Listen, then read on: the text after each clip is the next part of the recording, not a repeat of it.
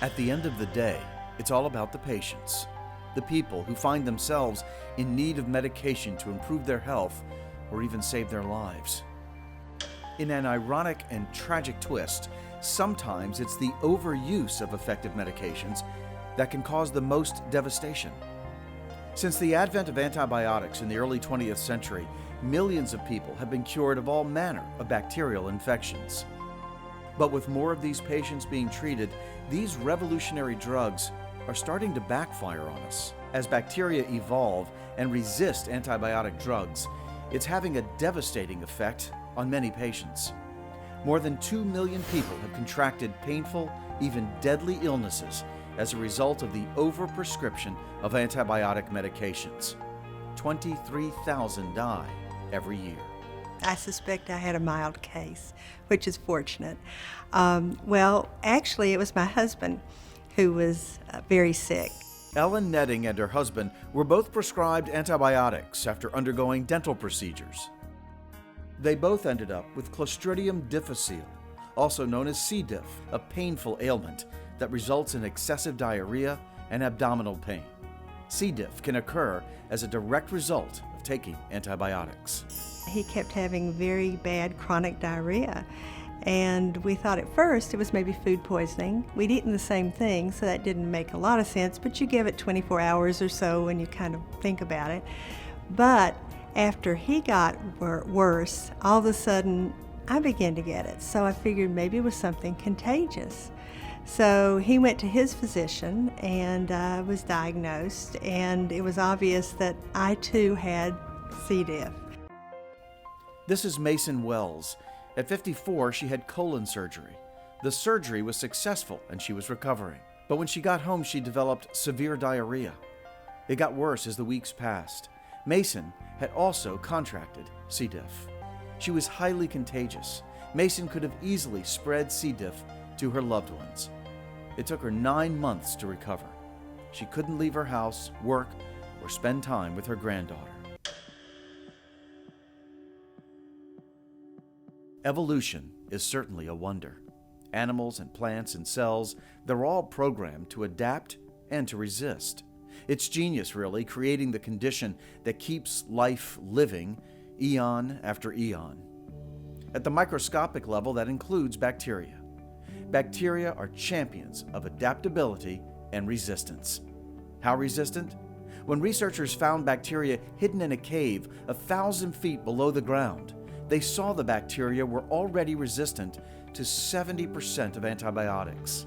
That resistance and adaptability are hardwired into bacteria. Bacteria under optimal conditions can go from 1 cell to 5 billion cells in 12 hours. So imagine the incredible selective pressure you have even from a single dose of antibiotics. That population of bacteria can completely, have evolved, even within a very short period of time.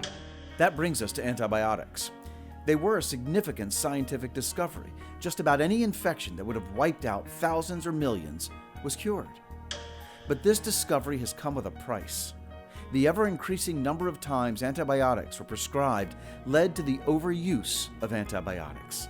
The result was a decreasing effectiveness and increasing side effects and illnesses.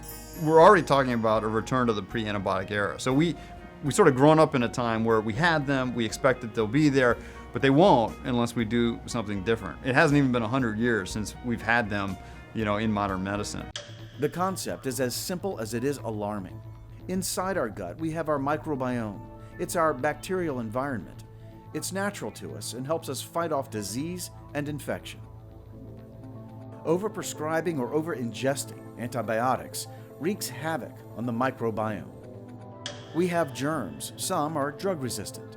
Antibiotics kill the bacteria causing the illness, and that may seem like a victory, but that leaves room for the drug-resistant bacteria to grow. Some of those bacteria give that resistance to others. Eventually, bacteria can become completely resistant to all known antibiotics. And it's not simply overprescription antibiotics to humans. 84% of all antibiotics are used in animals, and 70% of the antibiotics used in animals is non-therapeutic. They're not sick. They just give it to animals because it makes big, fat animals. So your steak that you bought from the store, that animal had been fed antibiotics to make it big and fat. And the E. coli in that meat actually has resistance to certain antibiotic classes that also are used in humans. So let's say you handle the meat, you don't wash your hands super well, you inoculate yourself. Now your E. coli is resistant to that class of antibiotics. You get a urinary tract infection. Now that class of antibiotics is not going to work. And that's one way you can actually acquire resistance. If we do nothing, if we ignore the problem, more and more patients will be affected. By 2050, 10 million people per year will die from antibiotic-resistant infections if we don't do anything different than what we're doing now. That's one person every 3 seconds. That's more than's projected to die from cancer in 2050 at a global cost of $100 trillion. How do we fight it? We have to take it seriously. Experts recommend 4 steps to get started with an antibiotic stewardship program. First and foremost, we must make a commitment. We must implement at least one policy or practice to improve antibiotic prescribing, assess whether it's working, and modify if needed. We have to monitor antibiotic prescribing practices and offer regular feedback to clinicians, or have clinicians assess their own antibiotic prescribing practices themselves.